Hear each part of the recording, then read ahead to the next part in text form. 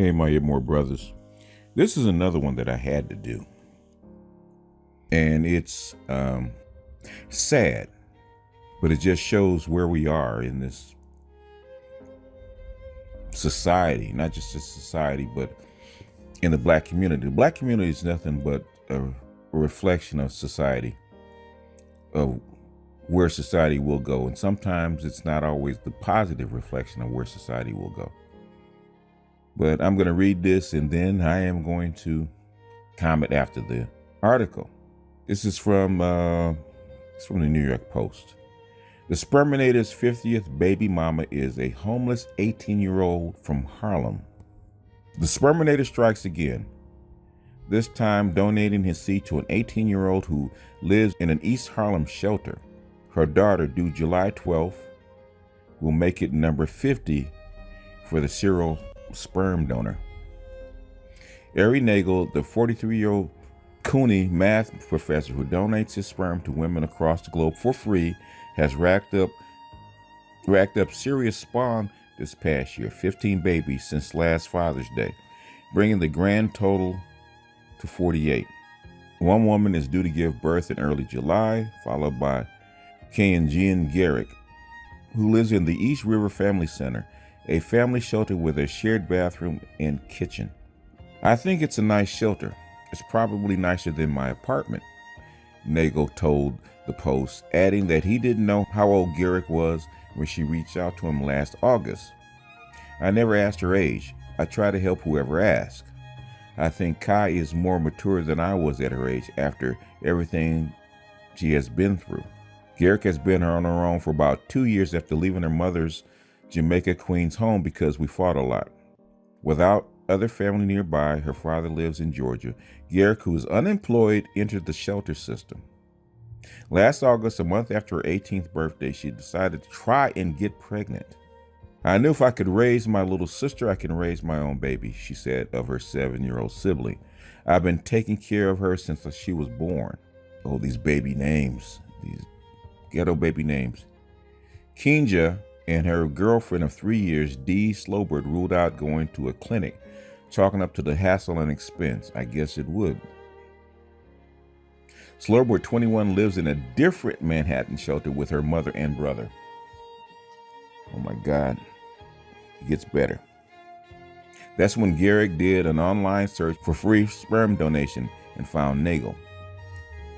I didn't know what a Sperminator is, she had said, but after a few Facebook exchanges, Garrick knew he was the one. He didn't ask about anything, she said. It's good not to ask a lot of questions. It's a woman's choice.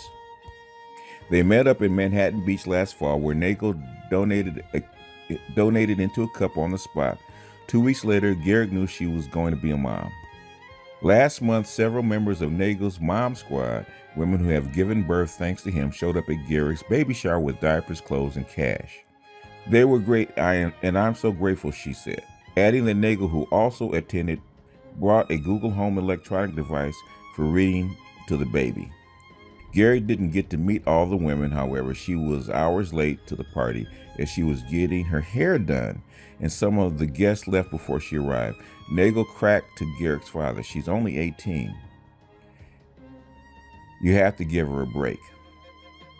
Now, Garrick's father's in Georgia. He showed all the way up to see his homeless daughter about to give birth while living in a shelter. Garrick admits it's a bit much to process the multitudes of half-siblings her child will have. Nagel has so many kids you don't know who the siblings could be. When her daughter eventually starts dating, she plans to inquire about the person's family background to make sure that they're not a relative. She and Slowbird have picked a name out for their daughter, Katie, a hybrid of their names. Garrick hopes to soon score an apartment voucher through a caseworker for her.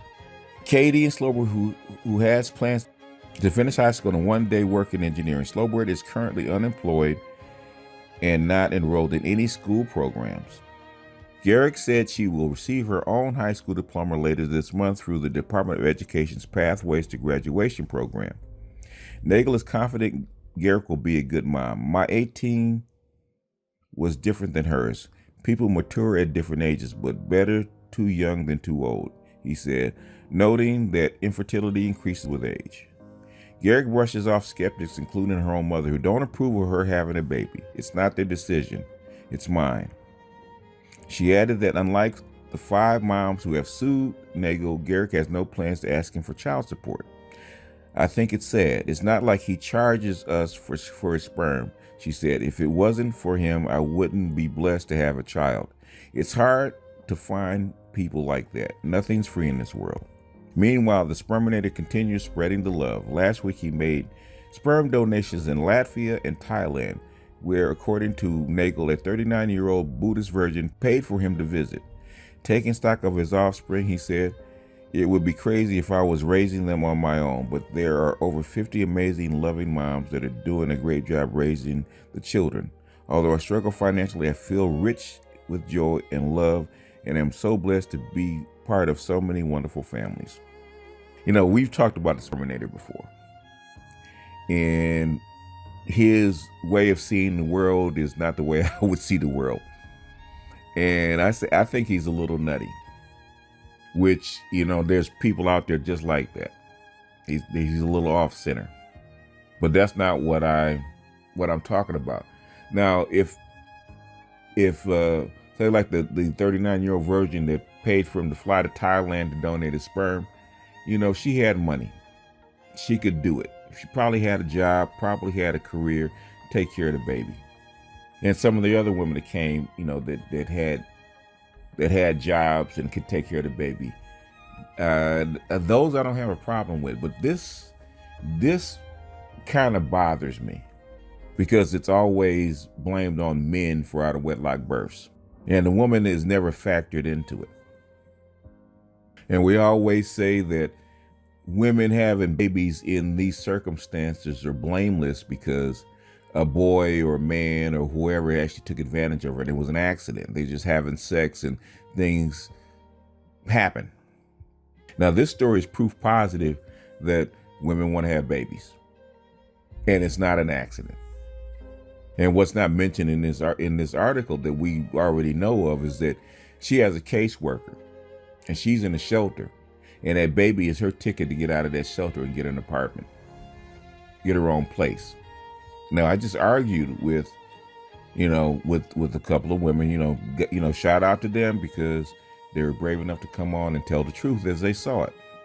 Where we talked about women having babies for a check or a place to stay, or if you're dysfunctional and you need an out. Now, this girl left her mother's house at 16 in a hostile environment like New York, where, you know, it's not cheap to live. And you've been in the shelter for 2 years, and you and your significant other is also another female in the same position as you, living in a shelter. Neither one of you guys, well, your other significant other is not in school, doesn't go to school, in a shelter, can't help you. And you're barely in school at 18 years old in a shelter. And you get pregnant on the system.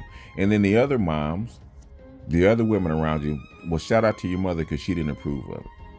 But your other relatives actually show up and have you a baby shower and basically sign off on you getting pregnant and sign off on you having this baby. And you bringing in this baby into a dysfunctional environment. You're in a shelter. You got to raise this baby in a shelter. And then even when you get your place, you're still out of work. Now you have to raise this baby on welfare, in an apartment, arranged apartment, and then you have to go to school so that you can get a job. Now, who's at home with this baby? Well, evidently your significant other or your wife is going to be at home with this baby. And you talk about maturity. That's what I don't understand. Nagel says, I wasn't this mature at 18 years old. You talk about this is maturity. You know, we know that you're looking to have this baby so you can get out of the shelter and get off the street, so that the state will take care of you. That's obvious. And you couldn't find a boy to get you pregnant because your girlfriend's a lesbian. She can't get you pregnant. So you had to find a way to get pregnant to get off the street. So you borrowed some sperm got yourself pregnant, and now you're going to bring a baby in to help you out, to get you off the street, get you out of the environment. If this is not an example of a black womb hustle, I don't know what is. And you're so unashamed of this, you actually do a newspaper story about it. So you better, best damn well, make sure that you work your ass off to make sure that this baby is brought up the right way and in the right environment. Because she already got about 3 or 4 strikes against her, or him or her. A barely educated mother that got pregnant in a shelter, basically on the street. You're homeless. And in a lesbian relationship, basically by donated sperm by a stranger. You can't make this shit up. And like, I think it's like at least half of the babies born from this dude by Nagel, the Sperminator, are actually black women. And a lot of them are actually black lesbian women. They couldn't afford to go to a clinic and have it done, to do it the good old fashioned way. And the thing is that black America doesn't see anything wrong with this. They really don't. And evidently white America doesn't either. Because it's acceptable to actually put this out in public with your party gear and your grin and posing with your big belly next to the Sperminator. And people act like this is okay. People act like this is okay. This is acceptable. Sometimes I believe America deserves what it gets. And sometimes I believe the black community deserves what it gets. There's an old saying that the community can rise no higher than its woman. And morally, if this is where black women are, what can I say for the black community? And as an ending joke, no black men were harmed in this pregnancy. Can't blame us this time. I can say that you cannot blame black men. A black male ain't shit on this one. You can't blame Pookie and Ray Ray for this shit. Even Pookie and Ray Ray were smart enough to stay away from this. But like the last article, when women want to have a baby, they will find unconventional ways. And this is just an example of it. Basically, America's going to hell in a handbasket. And we're throwing daisies and skipping along the way. Even on this one, I had to shake my head because this is probably about as low as I've seen. This is as sad as I've seen. To do this on purpose, not by accident, but on purpose. And people think this is okay. I don't know what to say. So I'm going to end it here. And I'll see you guys on the next one. Peace.